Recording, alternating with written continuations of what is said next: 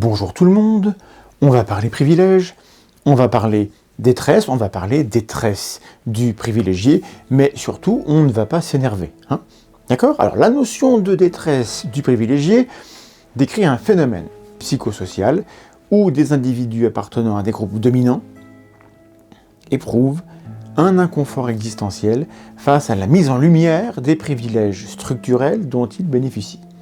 Le terme vient du blog de l'écrivain Doug Mudder en 2012.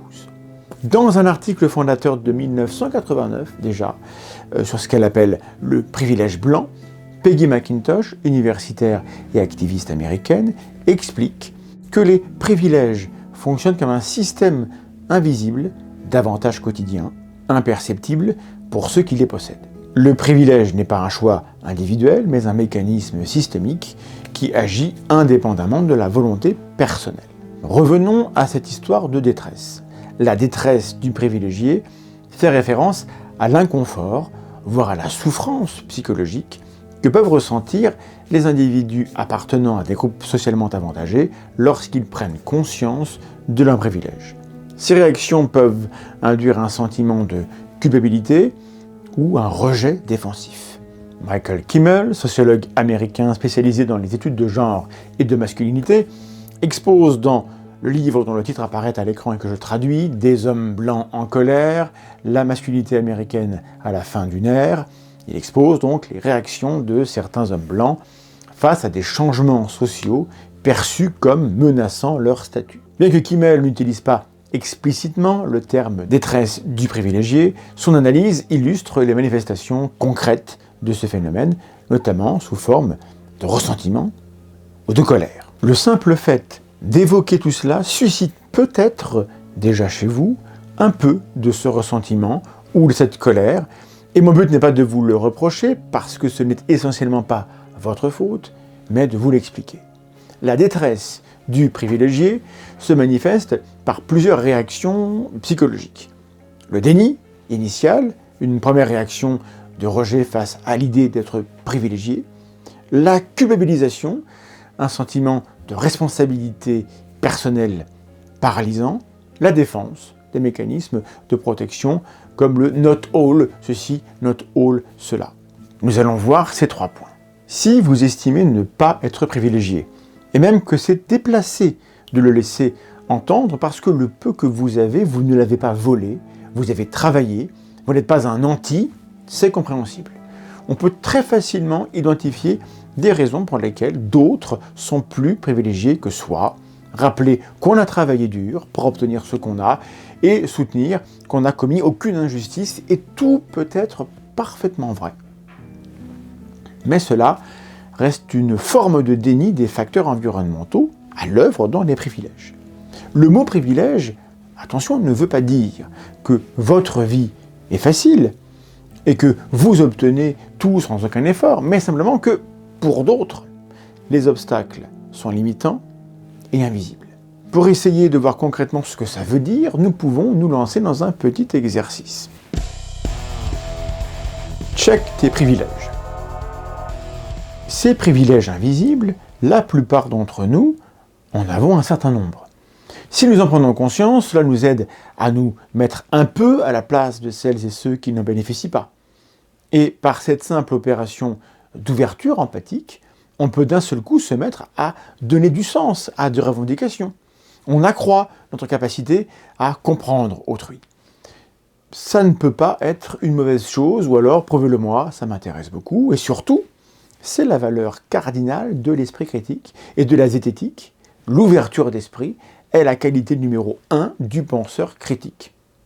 Pas moi qui le dis, c'est tous les experts, et je le rappelle dans mon livre, mais peu importe. Sans aucune fausse pudeur, je vais dérouler devant vous une liste de privilèges qui vous paraîtront peut-être d'une grande banalité, mais dont vous devez comprendre, certainement, en faisant un léger effort, qu'ils représentent quelque chose de très fort pour celles et ceux qui n'en jouissent pas. Voici donc les privilèges qui sont les miens dans la société actuelle. Je peux me promener dans la rue sans m'inquiéter d'être contrôlé par la police à cause de mon apparence.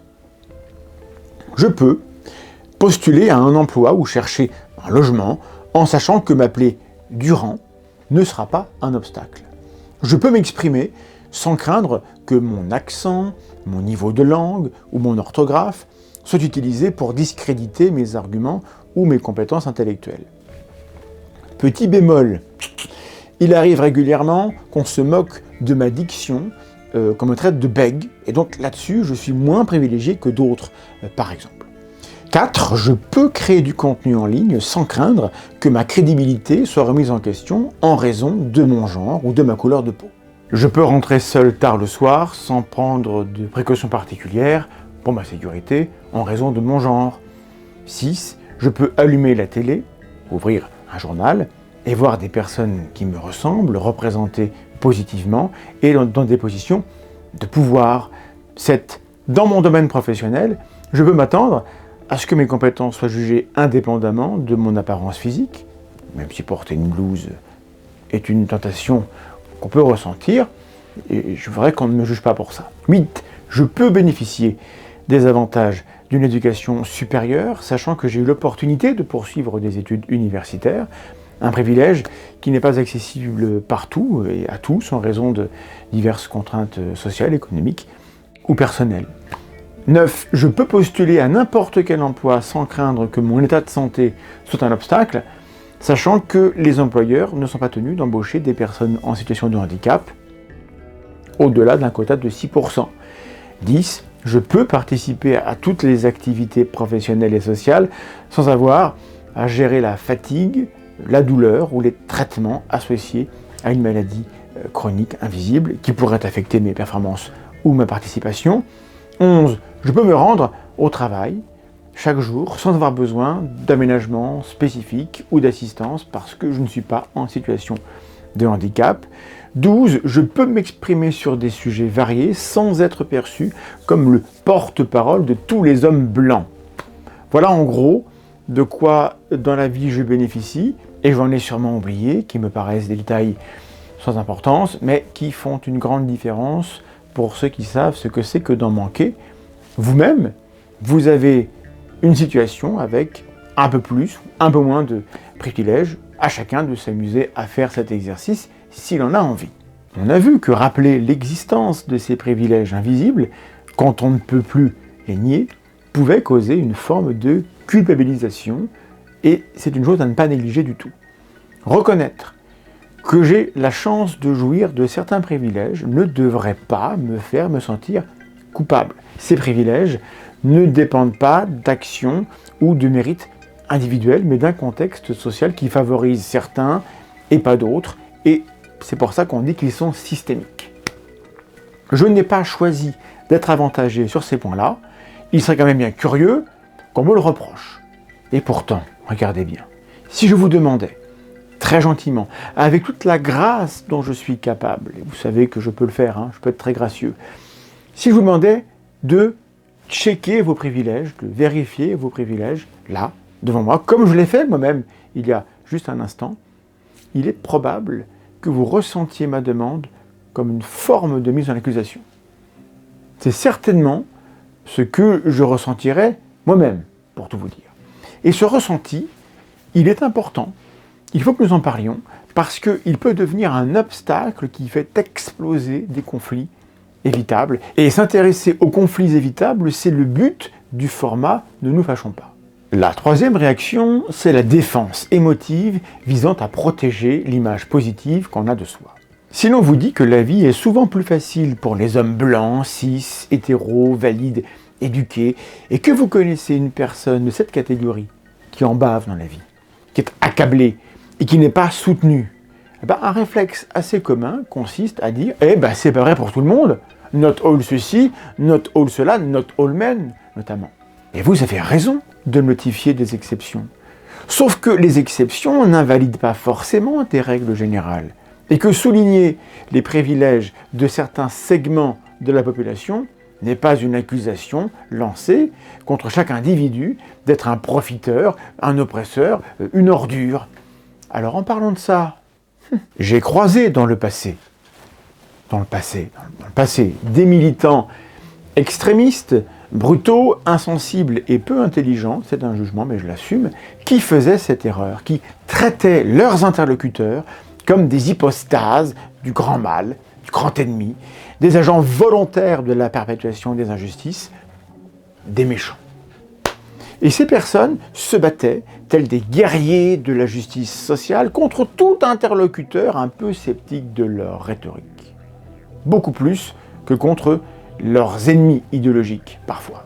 J'ai pu constater directement dans ma face la violence avec laquelle est reçue toute contestation, même argumentée, calme et raisonnable, de cette lecture idiote de la problématique des privilèges. J'ai évité d'en conclure que le concept même était vicié, mais j'ai retenu que les militants sont parfois très loin de comprendre ce qu'ils sont censés vouloir défendre, et qu'oser le leur dire en face peut vous attirer des ennuis pendant des années. Cela va sans dire, mais je vais quand même le redire ici, les privilèges invisibles dont certains d'entre nous jouissent ne sont pas une raison de se faire maltraiter. Et je sens déjà que devant les écrans, certains ont comme une envie comme ça de protester et de me dire « Eh oh, not all militants quand même hein !»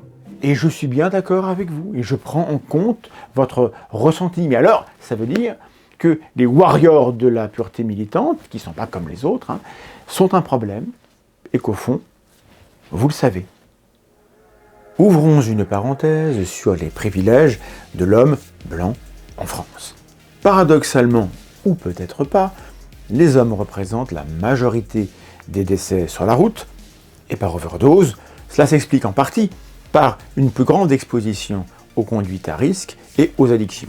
Ils sont également plus touchés par le burn-out et leur taux de suicide est 3 fois supérieur à celui des femmes. D'ailleurs, leur espérance de vie est inférieure. On pourrait dire que tout cela enterre l'idée de privilège, et vous pouvez avoir envie d'y croire, mais cela peut aussi révéler que les codes de la virilité, souvent intériorisés dès le plus jeune âge, peuvent constituer un tel fardeau que, malgré des avantages sociaux réels, le bilan global peut être désastreux pour certains individus.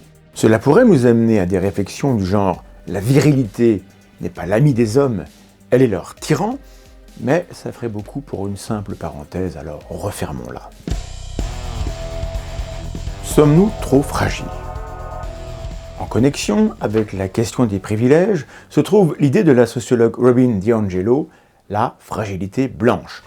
Alors ok, ne nous énervons pas, je comprends très bien qu'un truc pareil puisse déranger l'oreille. Si c'est votre cas, c'est super, on est pile dans le sujet, regardons calmement de quoi il s'agit. La fragilité blanche, en fait, c'est exactement le même principe que la détresse du privilégié, mais qui concerne spécifiquement la réaction émotionnelle des personnes blanches. Elle a pour cause le fait que la plupart d'entre nous n'ont pas l'habitude de penser à leur identité raciale comme un facteur influençant leur vie quotidienne. Quand on leur demande de réfléchir à ces questions, cela peut créer un inconfort, voire un sentiment de menace pour leur identité. Cette fragilité, et le mot a quelque chose qui peut être gênant, et j'aime autant, c'est un choix personnel, revenir au mot de détresse que j'utilise depuis le départ. Cette détresse peut devenir un obstacle au dialogue constructif sur les questions raciales. Elle peut mener à l'évitement du sujet ou à des réactions qui détournent la conversation des problèmes de fond. Et comprendre ce concept peut aider à créer des espaces de discussion plus ouverts et productifs sur ces questions importantes. Si on éprouve de la détresse, cela veut dire qu'on est capable d'empathie, qu'on a conscience de certaines injustices. C'est une marque d'humanité. C'est un inconfort que n'éprouvent pas les crapules égocentriques qui ne pensent qu'à exploiter les autres. Et donc, si vous éprouvez cette forme de détresse, c'est plutôt bon signe. En réalité, me semble-t-il, super, bravo. Maintenant, on en fait quoi de cette détresse ?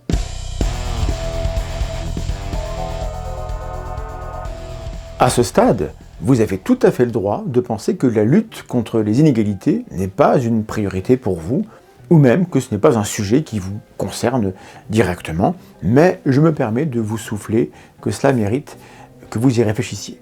Pourquoi ? Parce que nos croyances et nos réactions ne viennent pas de nulle part. Elles sont influencées par des mécanismes psychologiques subtils, comme la dissonance cognitive et la rationalisation qui biaisent notre perception et nos choix à notre insu.